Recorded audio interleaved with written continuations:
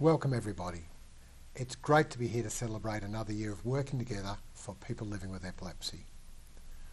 I'm sorry we couldn't get together in person this year, but by going virtual we can let you know what's happened at the Foundation during the year. Hopefully next year we'll be able to get together in person again. We acknowledge support during the year from the Victorian Department of Health and Human Services, the Victorian Department of Education and Training, the Federal Department of Health, Epilepsy Australia for supporting the national rollout of Epilepsy Smart Schools, UCB Australia for supporting our research register, sponsoring the walk and supporting our engagement with community, SYNGAP Medical for supporting our online epilepsy management planning and sponsoring the walk. I'd like to recognise all our great ambassadors. Also, the neurologists and specialists who've given their time freely to support our Epilepsy Specialist series of education workshops for clients and families. Also in helping us develop new resources and keeping our staff up to date with the latest research. I'd like to acknowledge KPMG lawyers for their pro bono legal support, and especially our wonderful donors and community fundraisers for helping us solve problems for people living with epilepsy. I'd like to make a special mention of all who participated and supported the virtual Walk for Epilepsy this year. You contributed to an increase in attendance, a raising of awareness, and total funds amounted to $305,000. A special mention to our volunteers, including our board members, who have supported us during the year. We could not achieve what we do without you. I'll also thank our staff.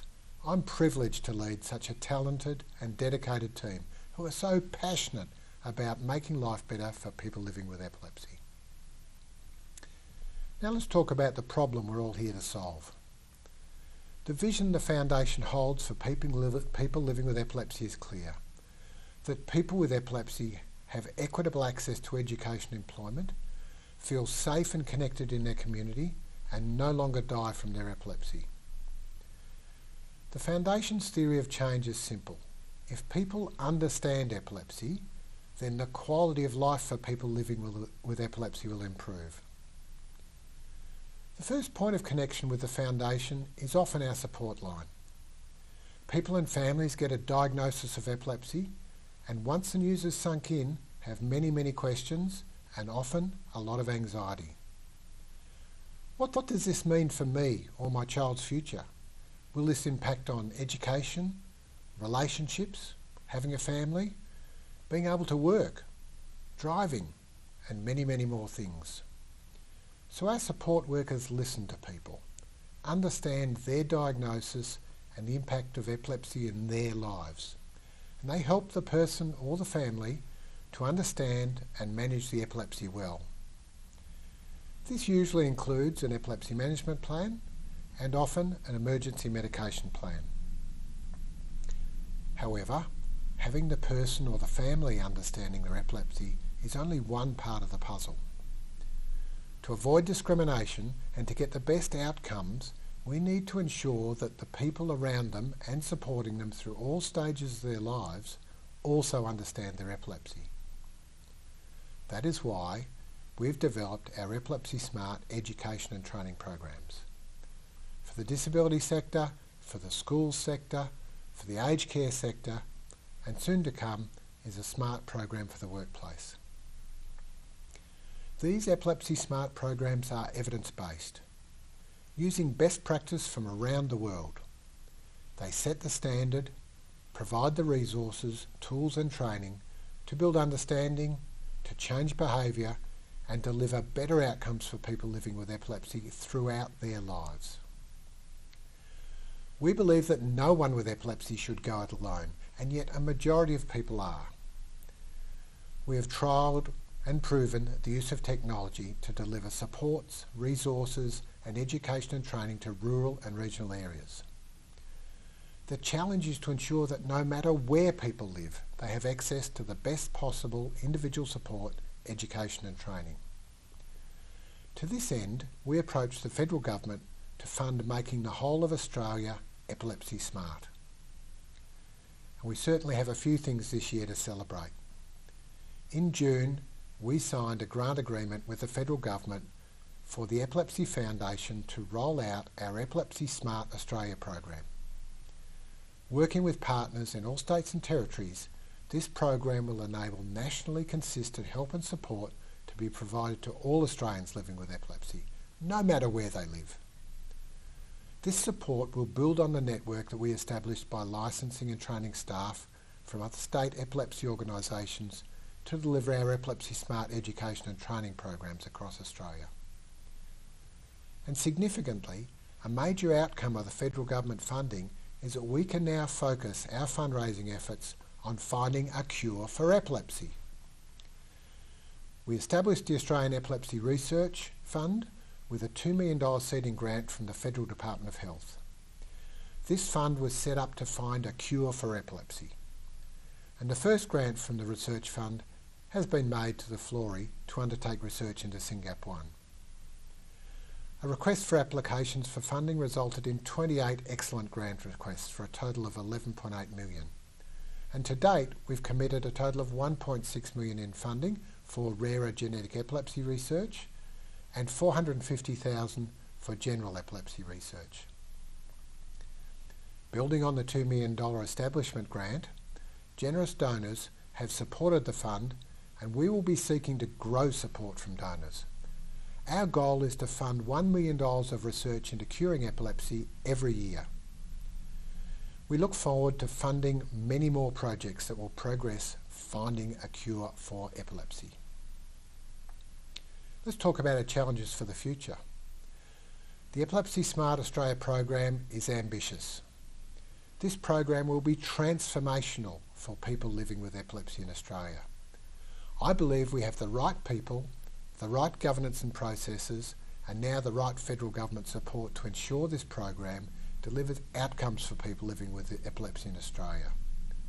Not just for people living in cities, but the best possible supports for people no matter where they live. So I'd like to say in summary, funding equals outcomes for people living with epilepsy. Now that the federal government has committed funds to make Australia epilepsy smart, our fundraising focus turns to curing epilepsy through the Australian Epilepsy Research Fund. So I ask all of you here, join the foundation in curing epilepsy. Imagine how life could be for a person living with epilepsy in Australia in an Epilepsy Smart Australia. And then imagine how they will feel when scientific breakthroughs end seizures.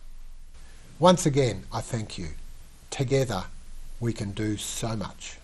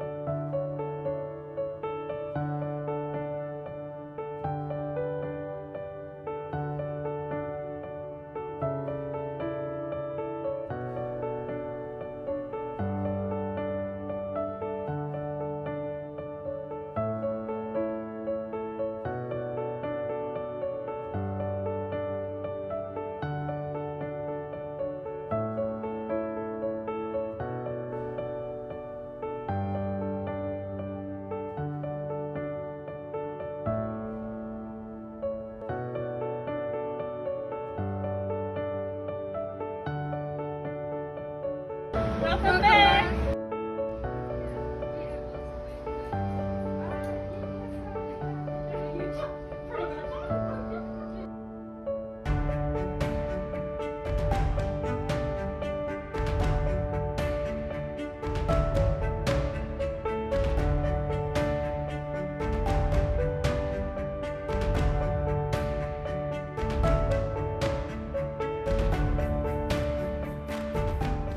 You're not alone. You're definitely not. Never ever give up hope, that there's always hope. Education is king, and that comes from awareness. If you love somebody with epilepsy, I would just say that to treat them the same because they're not really any different from anybody else.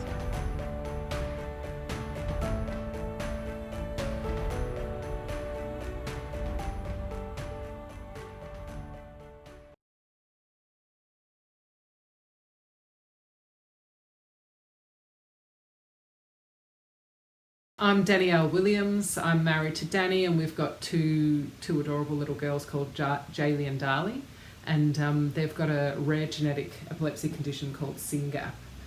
And what that means is they're missing a part in their gene code that actually facilitates a lot of brain function. So they're intellectually disabled, they have seizures, they have autism or autistic-like features, and they've got a gamut of other issues as long as my arm. The impact of SYNGAP on my family is profound. We live almost like we're in a parallel universe to the rest of the world, or all of the family and friends that we have. And I suppose the best way to make it relatable to most people is to think of the recent lockdown we had in Melbourne. We had 15 weeks where we couldn't leave our houses or beyond 5 kilometres of our houses without an essential reason to leave. And at the end of the lockdown, everyone was celebrating, and Danny and I looked at each other and we thought, well, now everyone's not like us anymore. So in lockdown, our lives are always like that. We have to, we can't leave the house easily. I can't leave with the 2 girls by myself. We need a one-to-one adult to child ratio. Every time we leave the house, anywhere we go, we have to plan. Just getting the girls out of bed is an effort. I mean, they're in nappies and they've got really difficult behaviour. So the key issues that really impact our lives are sleep or lack of. These bags have been brewing for 10 years. So we've got Jaylee doesn't sleep more than 2 hours in a night, so she's up and down all night. So that is severely impacts us. And the other big impact, seizures. So seizures, we've gone up and down since they were 18 months old. They've had lots of different types of seizures. The most common are the eyelid flutters, and SYNGAP. It's typical to SYNGAP to have a lot of these triggered by eating, which is quite unusual for a seizure trigger, but that is quite typical for SYNGAP. They also have drop seizures, so they are just, with no warning, literally just drop to the ground, lose all tone, all muscle tone, and will drop to the ground, or sometimes will fling back. We've had a few injuries from flinging back or dropping face forward and hitting the marble tabletop or the floor or the back of a cornice, a few ER trips there. And we've had a recent evolution with the seizures, which is now a combination of 3 types of seizures. So we have the eyelid flutter followed by a jerk seizure, and then it goes into what looks like a tonic-clonic, but it's just a convulsive seizure. Our seizures don't last longer than 30 seconds. So while they're scary, they're quite short and sharp, but with a high frequency. So Jaylee at her worst was having 50 seizures an hour. And we're relatively controlled now. Darlie still has oodles of the eyelid flutters every hour, but Jaylee's down to about one of those new seizure types every day now. So that's good. It was 6 a day. So the seizures significantly impair our lives, and then behaviour. Behaviour is a massive thing. So sleep, seizures and behaviour are 3 biggest issues. And they've got autistic-like features. Only one of them's got an autism diagnosis, but they both have these features which make it really hard to do anything. So just getting them out of bed is a struggle. Darlie is so cheeky and so manipulative and so clever. She does have intellectual disability, but it's quite amazing how smart and how she can get around us, and she has us wrapped around her little fingers, and it's quite astounding what she gets us to do for her. So of a night time every evening, I traditionally take Jaylee to bed, and Danny takes Darlie to bed, and every night she'll lie in bed, and she's got limited language, so both girls are defined as non-verbal, so they've got single words but rarely put 2 words together. And of an evening, Dali will go to bed and will then wait for the character that she wants to dress up as that evening. So she'll be lying in bed, and then she looks to Dan and says, witch. So then she wants to be dressed as a witch. So then she says, witch's hat. So he has to go and run around the house looking for a hat, and he brings back the hat, and she says, witch's pot. So she wants the cauldron. And then this goes on and on and on until she's fully kitted out with a hat, a cauldron. She likes the cape, and she also has a broomstick. So every evening this child is going to bed dressed up as her latest character. And we've got quite a few favourites. So they're cheeky, they're charismatic in their own way, really manipulative, really cute, gorgeous, but really, really challenged. When we first started our journey, the first struggle we had medically is getting a diagnosis. So it took us 4 years to get a diagnosis for the girls for various reasons. We were given the diagnosis of epilepsy, of autism, of intellectual disability, or in those days, early days, it's global developmental delay. But we knew that there was something at the core of all of it, and we eventually got the diagnosis through whole genome sequencing. So that was our first window into the medical world. And then after 4 years and we got that diagnosis, we were told there was, at the time, 50 people diagnosed in the world. Right now there's 650 people diagnosed in the world. So there was very limited information about SYNGAP at the time. So we asked our neurologist, who's Professor Sheffer, what could we do about SYNGAP? How can we cure this? How can we help our kids? How can we get them to interact with us and talk to us and tell us what hurts and what's wrong with them? And she actually connected us to Professor Steven Petrou of the Florey Institute.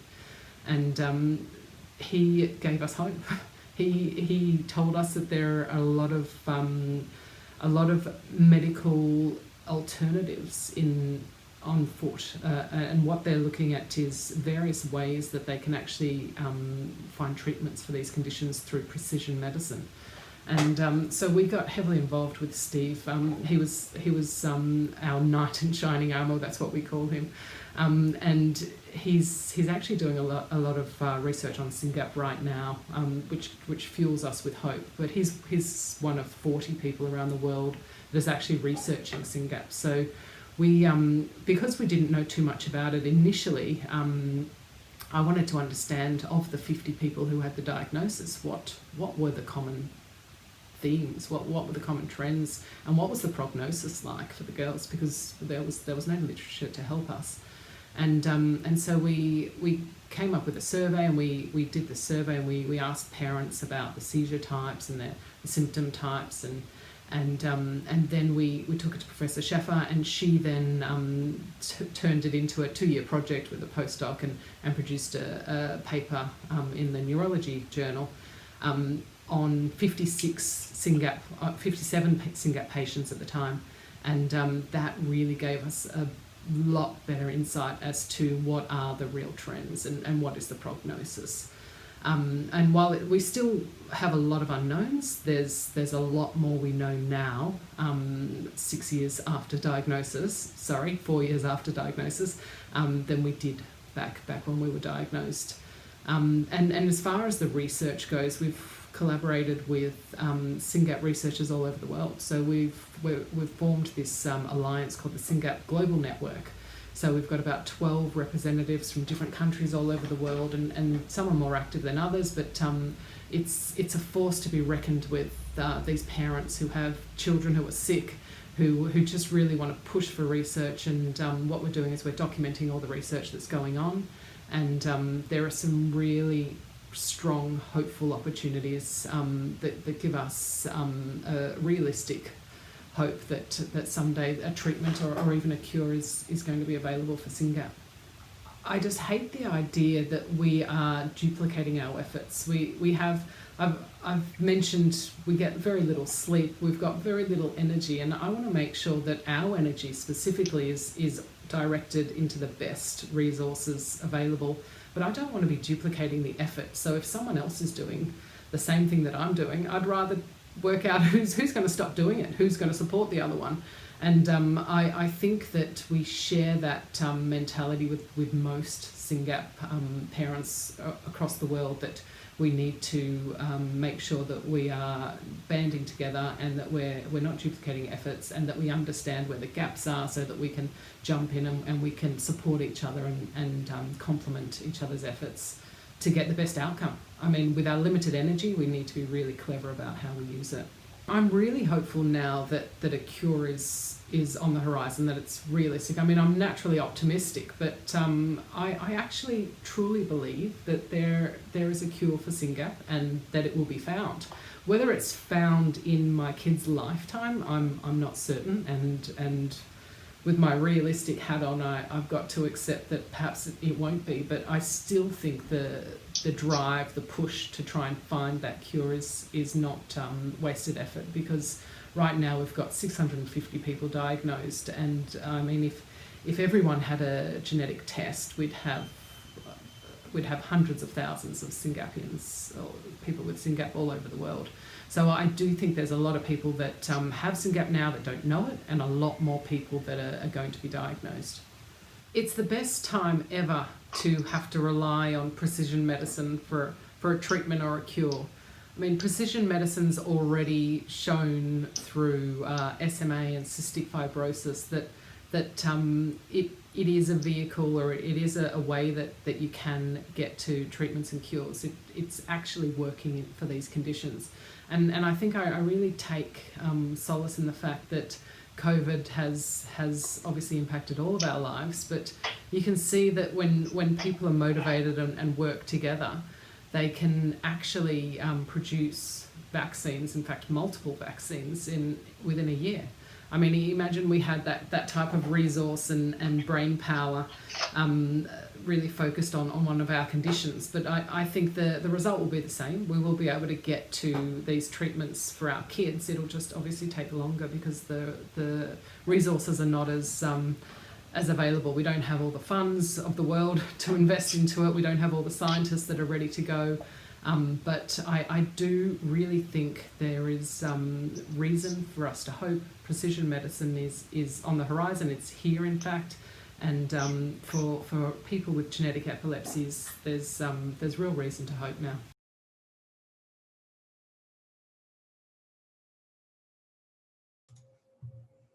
Hello, my name is Steven Petrou. I'm from the Florey Institute and from the University of Melbourne. And today, I want to share some research results from work that was funded by the Epilepsy Foundation. What our research centers on is a protein called SYNGAP1, and this protein, when it's mutated, can give rise to a very severe and debilitating form of epilepsy. The protein itself resides in a very specialized part of the neuron that's responsible for communication from one neuron to the next.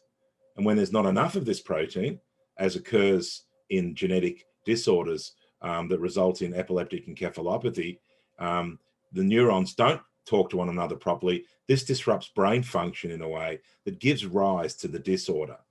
So it's quite, from a disease mechanism perspective, it's quite straightforward. There simply isn't enough SYNGAP1 protein around to support the function of the neurons and of the brain that depends on those neurons communicating to one another properly. Therapeutically, we think about how we might reverse the effects of genetic change. And in this case, it's a relatively simple concept. If the genetic change causes a reduction in the amount of SYNGAP1 protein, can our therapeutic approach simply try to reverse that by increasing the amount of SYNGAP1 protein? And that's what I want to talk about today. Now, how do we think about increasing the expression of a protein in a body, in a human, in a patient? One of the areas that we're interested in exploiting for this purpose is the technology called antisense oligonucleotides. And using that technology, there are two broad ways that we can think about in the context of SYNGAP1. One of them at the top is degradation of natural antisense transcripts, and I'll touch on that. And the second is so-called splice switching or removal of retained introns. Now, we use antisense oligonucleotides, so I'll just spend a little bit telling you what they are. And basically, and what you can see on the left here of the slide is that these are the individual antisense oligonucleotides that are strung together like a string of pearls, and they're strung together on the right, and you can see the individual molecules on the left can be put together, like, as I said, like a string of pearls. And the very sequence of this string of pearls and the chemical makeup of it is something that we can control and we can deploy to try and manipulate the function of certain genetic systems in the brain. Now, these nucleotides are related to naturally occurring DNA molecules that we've all probably heard about DNA, which is the blueprint for life. There are 4 different types of DNA molecules, and these antisense oligonucleotides are simple artificial versions of those that have been chemically modified to make them act more potently and to make them last longer in the body. And we can string these together, as I said, in a particular sequence to target a certain gene.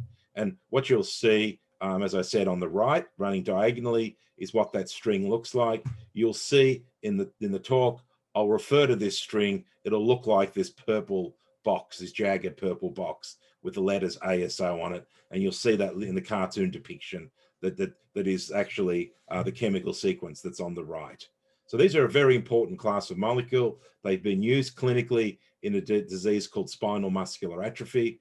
The drug's called nusinersen, and it's giving new hope to the kids with this devastating disorder. Some of these kids are actually coming out of the wheelchairs where they were bound following the treatment with this antisense oligonucleotide. So we're very, very excited by the potential of this therapy to dramatically change the lives of patients with these neurogenetic disorders. I mentioned that I would talk about natural antisense. So natural antisense is the body's way, a natural way that the body uses to control the amount of protein. So like many things, our body is tightly regulated and controlled.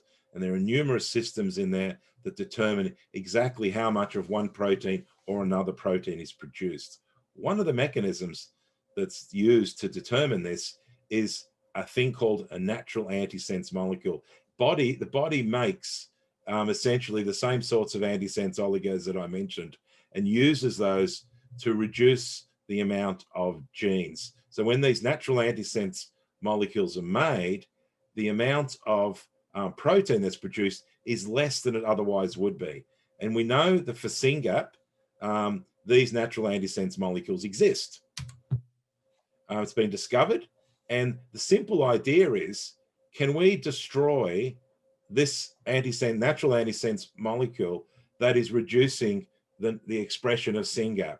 So what we are doing is reducing the thing that's causing the reduction. I know it's a little bit confusing, but if we can reduce this naturally inhibiting molecule, we should get an increase in the amount of SYNGAP1. This work is something that's been undertaken by a group in the USA led by Richard Huganier, and his laboratory is exploiting this to see whether or not they can use this as a therapy for SYNGAP1.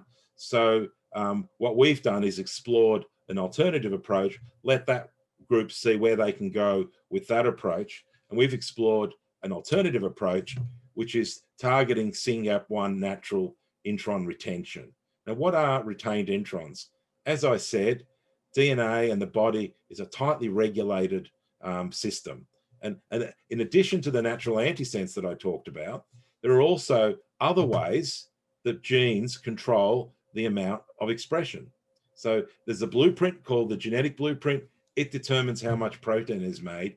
These little brown regions called retained intron, that region is a part of the gene that's left in the blueprints and stops those blueprints from being converted into actual buildings. So if you've got a plan for a house, this little brown little retained area in there is essentially a sticker on those plans that says "Do not build." Now we can actually remove that sticker using an antisense oligonucleotide, and here I've labeled it as SSO because it's a particular form of an antisense oligo called a splice switching oligo. It doesn't really matter. The important thing is that if the blueprints for SYNGAP have this do not build sticker on them, we can find that. If we can find that sticker, then we can get an antisense oligo that removes that sticker and then enables the SYNGAP to be built. And so the work that we needed to do with the funding from the Epilepsy Foundation was to ask first, is the sticker there?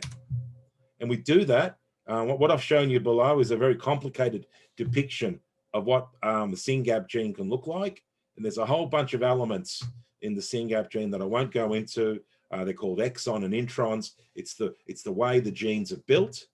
And we can do a series of experiments that scans across the entire gene and asks a very simple question: is there the do not build sticker or the retained intron? Can we find it? And what I've highlighted there in red is the fact that we did find this sticker. In fact, we found a couple of versions of this sticker in the SYNGAP gene. So that was the really first important event that we needed to discover. And so we now know that it's there, and that gives us hope now that if we can remove that, that sticker, we can increase the amount of SYNGAP expression. So subsequently, we've done a range of screening for antisense oligos that can bind and attach to that sticker or to that retained intron and remove it, and we can detect that we've removed it. And in this slide, what you can see, each of the vertical bars is an experiment with a different antisense oligo that attempted to remove the retained intron, removing the do not build sticker. And then what we're showing, the vertical height of each of these bars tells us how much extra SYNGAP was made as a result of the removal of this retained intron. And what's exciting, the horizontal line at 1 is the normal level. And what you can see here, when we remove this retained intron, the do not build sticker, we get up to a 2- and 3-fold increase in the amount of SYNGAP1 expression. So this means that these molecules that we have found, these molecules are now extremely well positioned to be developed into clinical molecules that can be trialed in people. So our current work is centered around developing the additional funds and the additional relationships that we need with commercial providers and other stakeholders to help us move this program now out of an idea in the lab that shows that we can actually have promising molecules now, and then all the work that needs to be done to turn those into a molecule that's safe to test in a person. And don't think for a minute that that's not a trivial amount of work. It's probably at minimum 2 years of work or more to do all the safety testing and to do all the regulatory testing, all the checks and balances that we need to do in order to ensure that this is safe and it's not going to cause any additional harm, that it's got an excellent chance of being effective in a person, and that we develop the protocols and the patient cohorts and the relationships that are going to be needed in order to be able to finally test this idea in people. We look forward to presenting at subsequent meetings of the foundation to share in our progress. I'd like to thank the people that are important for getting this work done. Snezana Maljevic, who co-heads the laboratory with me, our team, Sanu Thomas, Helen Kopsidis, Alicia Cito, who've been working on the SYNGAP program and have been funded by the foundation's generosity. Of course, Claire Cuddy, Danielle and Danny Williams, 2 parents who are absolutely remarkable, who began this journey with me many years ago in trying to attract the funding and get the mechanism to seed this work. And they have really been ultimately responsible for getting this off the ground. And I couldn't thank them more. And I hope that we can deliver molecules that are going to be important to them and other parents and families with SYNGAP mutation. The Australian Epilepsy Research Fund that is administered through the Epilepsy Foundation, NHMRC, and the Mitchell Foundation, who also contributed funding to bring this project where it is today. Many thanks for the opportunity to address you today. Hello, my name is Joe Azule, and I have the great fortune of being the chair of the Epilepsy Foundation board. I'd like to acknowledge Danielle's fantastic work and lobbying in securing very crucial funds of $2 million to seed our research fund. We believe that the fund is going to be a game changer for those living with epilepsy in Australia. And with that, I would like to thank the dedication of our Research Advisory Board, who have spent countless hours reviewing the fantastic and wonderful submissions that we've been fortunate to receive. To our supporters and our donors, a heartfelt thank you for all your support in what has been very challenging 2020 for everyone. But in this coming year, 2021, which I know we are all excited to see come around the corner, we have some wonderful initiatives that we wish to share with you in the future. This will be a pivotal and transformational year for the Foundation and for people living with epilepsy across Australia to ensure they don't go at it alone. On behalf of the board, I wish to thank our dedicated staff for their unwavering support and commitment throughout what has been an exceptionally challenging year. Without you, we couldn't have achieved what we did this year and what we're looking to achieve going forward. To all of you, I wish you and your families a wonderful festive season, good health, and hopefully a much improved 2021. Thank you.